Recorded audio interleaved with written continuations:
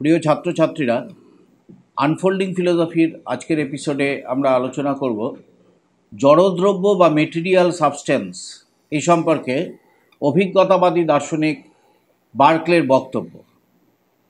বস্তুত জড়দ্রব্য হল গুণের অজ্ঞাত এবং অজ্ঞেয় অধিষ্ঠান, অর্থাৎ যে গুণগুলি আমরা বস্তুর বিশ্লেষণে পাই সেই বস্তুগুলি যে আধার বা অধিষ্ঠানের মধ্যে থাকে তাকে আমরা জড়দ্রব্য বলি। অভিজ্ঞতাবাদী বার্কলে তার পূর্বসূরি জন লকের যে দ্রব্য সম্পর্কিত বক্তব্য তাকে খণ্ডন করে দ্রব্য সম্পর্কে, বিশেষত জড়দ্রব্য সম্পর্কে তার বক্তব্য পেশ করেছেন। লককে অনুসরণ করে বার্কলে বলেছেন যে আমরা যা সংবেদনে পাই সেগুলি কতগুলি গুণ ছাড়া আর কিছুই নয়। লকের এই যে গুণগুলি, এই গুণগুলির স্থায়ী আধার বা অধিষ্ঠান হিসাবে লক জড়দ্রব্যের অস্তিত্ব স্বীকার করেছিলেন, কিন্তু লকের মতে এই দ্রব্য হচ্ছে বা এই আধার বা অধিষ্ঠান স্বরূপ দ্রব্য হচ্ছে অজ্ঞাত এবং অজ্ঞেয়, আননোন অ্যান্ড আননোয়েবল।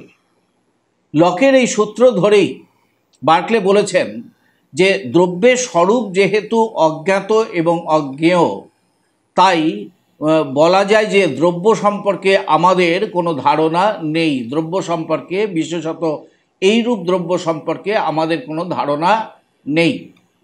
বার্কলের মতে ইন্দ্রিয় অভিজ্ঞতায় আমরা ইন্দ্রিয় সংবেদনের সমষ্টি ছাড়া আর কিছুই প্রত্যক্ষ করি না, যার মাধ্যমে আমাদের জড়দ্রব্যের অস্তিত্বের বিশ্বাস জন্মাতে পারে।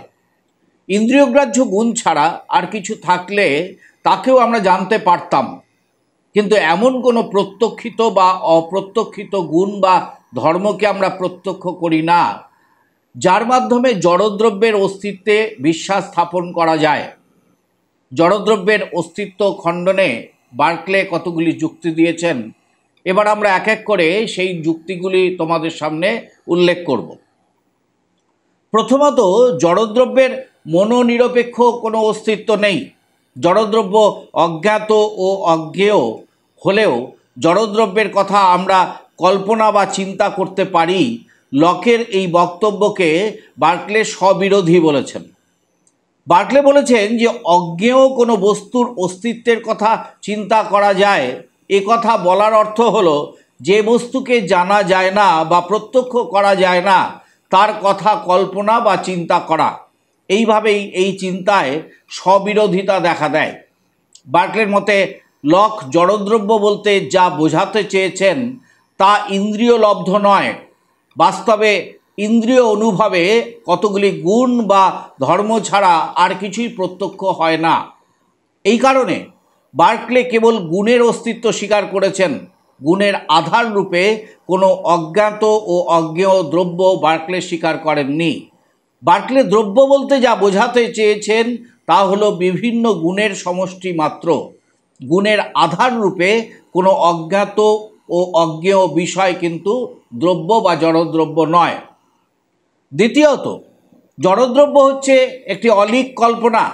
জড়দ্রব্যের অস্তিত্ব খণ্ডন প্রসঙ্গে বার্কলে বলেছেন যে ইন্দ্রিয়গ্রাহ্য গুণগুলি সম্পর্কেই আমরা একমাত্র সচেতন হতে পারি, দ্রব্য সম্পর্কে নয়। ইন্দ্রিয়গ্রাহ্য গুণগুলি সম্পর্কে সচেতন হতে গেলে একটি অনুভবকারী মনের অস্তিত্ব স্বীকার করতে হবে। কারণ কোনো কিছুর অস্তিত্ব আছে এ কথা বলার অর্থ হলো কোনো মন তার অস্তিত্বকে প্রত্যক্ষ বা অনুভব করছে। বার্কলের মতে প্রত্যক্ষ করার অর্থ হলো গুণের সংবেদন প্রত্যক্ষ করা এবং তার থেকে গুণ সম্পর্কিত ধারণা লাভ করা। বার্কলে মনে করেছেন যে কোনো সংবেদন কখনো কোনো অচেতন বস্তুর মধ্যে কোনোভাবেই থাকতে পারে না। সুতরাং কোনো ধারণাই অচেতন জড়দ্রব্যের মধ্যে অবস্থান করে না। আর ধারণা যদি জড়দ্রব্যের মধ্যে না থাকে তবে জড়দ্রব্যের অস্তিত্বের কথা বলা যায় না। তাই বার্কলের মতে জড়দ্রব্য হলো অলীক কল্পনা মাত্র। তৃতীয় সমালোচনায় বার্কলে বলছেন যে ধারণা অতিরিক্ত জড়দ্রব্যের অস্তিত্ব নেই। লকের মতে মন সরাসরি ধারণাকে জানতে পারে, ধারণা ছাড়া কোনো বিষয়কে সরাসরি মন জানতে পারে না। এক্ষেত্রে বার্কলের বক্তব্য হচ্ছে, মন যদি কেবল সরাসরি ধারণাকেই জানে, ধারণা ছাড়া আর কোনো বিষয়কে সরাসরি না জানে, তাহলে ধারণা আছে এমন কথা বলাই যুক্তিযুক্ত।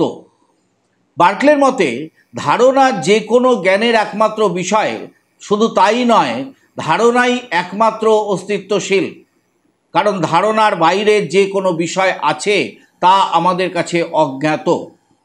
তবে বার্কলে মনে করেন যে ধারণা ও ধারণার আশ্রয় রূপে মনকে কিন্তু আমাদের স্বীকার করতে হবে। ধারণা ও মন ছাড়া অন্য কোনো বস্তুর অস্তিত্ব স্বীকার্য নয়। বার্কলে তাই জড়দ্রব্যের অস্তিত্ব সম্পূর্ণ অস্বীকার করেছেন। তার মতে আমরা যাকে জড়দ্রব্য বলি তা আসলে মনের ধারণা ছাড়া আর কিছুই নয়। জড়দ্রব্যের কোনো স্বতন্ত্র অস্তিত্ব নেই। বার্কলের মতে অস্তিত্ব প্রত্যক্ষ নির্ভর বা এসেইস্ট পারসিপি, অর্থাৎ যার প্রত্যক্ষ হয় কেবল তারই অস্তিত্ব আছে, যাকে প্রত্যক্ষ করা সম্ভব নয় তার অস্তিত্ব নেই। ধারণাই একমাত্র অস্তিত্বশীল, কারণ ধারণাকেই একমাত্র মনের দ্বারা প্রত্যক্ষ করা যায়। জড়দ্রব্যের প্রত্যক্ষ হয় না বলে বার্কলের মতে জড়দ্রব্যের অস্তিত্ব স্বীকার করা যায় না। চতুর্থত বার্কলে বলেছেন যে জড়দ্রব্য অপ্রয়োজনীয় ও দুর্বোধ্য।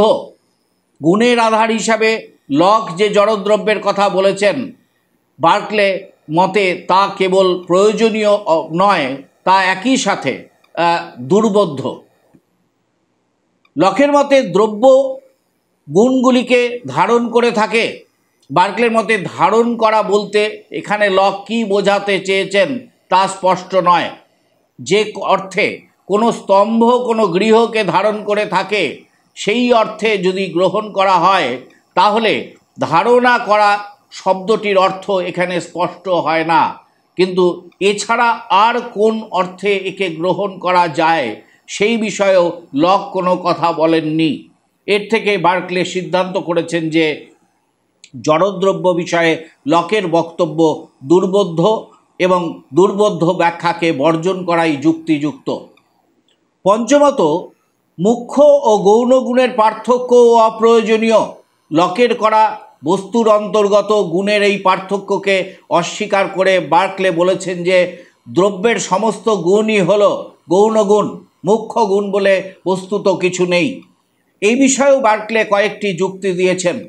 প্রথমত, লকের মতে জ্ঞাতার অবস্থা ও নানা শর্তের তারতম্য অনুসারে বস্তুর গৌণগুণগুলি পরিবর্তিত হয়। গৌণগুণের এই পরিবর্তনশীলতা তার ব্যক্তি সাপেক্ষতাকে প্রমাণ করে। কিন্তু বার্কলের মতে এই একই কথা মুখ্য গুণ সম্পর্কেও প্রযোজ্য। অবস্থা ভেদে পরিবর্তন যদি গৌণগুণের লক্ষণ হয়, তাহলে লক যেসব গুণগুলিকে মুখ্য গুণ বলেছেন সেগুলিকেও গৌণগুণ বলতে হয়। বার্কলে দ্বিতীয় যে যুক্তি দিয়েছেন সেটি হচ্ছে, লকের মতে গৌণগুণগুলি বস্তুর মধ্যে অবিচ্ছেদ্যভাবে থাকে, অন্যদিকে গৌণগুণগুলি বস্তুগত না হওয়ায় সেগুলি বস্তুর মধ্যে অবিচ্ছেদ্যভাবে থাকে না। কিন্তু বার্কলের মতে মুখ্য গুণকে যদি বস্তুর সাথে অবিচ্ছেদ্য বলা হয়, তাহলে গৌণগুণগুলি মুখ্য গুণের সাথে অবিচ্ছেদ্য কথা বলতে হবে। যেমন গৌণগুণ বর্ণ, মুখ্য গুণ বিস্তৃতি ও আকারের সাথে বস্তুর মধ্যে অবিচ্ছেদ্যভাবে উপস্থিত থাকে, এজন্যই এদের একটিকে বস্তুনিষ্ঠ এবং অন্যটিকে ব্যক্তিমন সাপেক্ষ এমন বলা যায় না। বার্কলে তৃতীয় যে যুক্তি দিয়েছেন তাতে বলছেন যে লক ও মুখ্য ও গৌণ গুণগুলির মধ্যে পার্থক্য করতে গিয়ে বলেছেন যে মুখ্য গুণগুলি পরিমাপ করার যোগ্য, কিন্তু গৌণ গুণগুলি পরিমাপ করার যোগ্য নয়। এক্ষেত্রে বার্কলে বলেছেন যে গৌণ গুণগুলিও মুখ্য গুণগুলির মতো পরিমাপযোগ্য, কারণ বর্তমানে আধুনিক বিজ্ঞানে আকার, আয়তন, বিস্তৃতি ইত্যাদির মতো মুখ্য গুণগুলির মতো বর্ণ, গন্ধ, স্বাদ ইত্যাদি তথাকথিত গৌণ গুণগুলিরও পরিমাপ করা সম্ভব। তাই লকের করা মুখ্য এবং গৌণ গুণের পার্থক্য বার্কলের দর্শনে, বার্কলের বক্তব্যে অস্বীকৃত হয়েছে। এবং এইভাবেই বার্কলে দেখিয়েছেন যে বস্তুর সমস্ত গুণই বস্তুত হচ্ছে যে গৌণ গুণ, এবং এই গৌণ গুণগুলো যেহেতু ব্যক্তি মনসাপেক্ষ এবং জড়দ্রব্য যেহেতু এই গৌণ গুণের সমষ্টি ছাড়া আর কিছুই নয়, তাই বাস্তবে এই যে জড়দ্রব্য, এই জড়দ্রব্য হচ্ছে গৌণ গুণের সমষ্টি এবং এর স্বতন্ত্র বা গুণ নিরপেক্ষ কোনো অস্তিত্ব বার্কলের দর্শনে স্বীকৃত হয়নি। আজকের এপিসোডে আমরা আলোচনা করলাম তোমাদের জন্য জড়দ্রব্য সম্পর্কে, মেটেরিয়াল সাবস্টেন্স সম্পর্কে অভিজ্ঞতাবাদী দার্শনিক বার্কলের বক্তব্য। তোমরা মনোযোগ সহকারে দেখো, তোমাদের অবশ্যই কাজে লাগবে। আনফোল্ডিং ফিলোসফি এই ইউটিউব চ্যানেলটিকে তোমরা আরও বেশি বেশি করে সাবস্ক্রাইব করো, বন্ধুদের মধ্যে শেয়ার করো। আলোচনার পিডিএফ তোমাদের জন্য ডেসক্রিপশন বক্সে দেওয়া থাকলো, তোমরা আনফোল্ডিং ফিলোসফির মেম্বারশিপ নাও। আজকের মতো জড়দ্রব্যের অস্তিত্ব খণ্ডন প্রসঙ্গে বার্কলের বক্তব্য সম্পর্কে আমাদের যে আলোচনা, আমরা এখানেই শেষ করছি।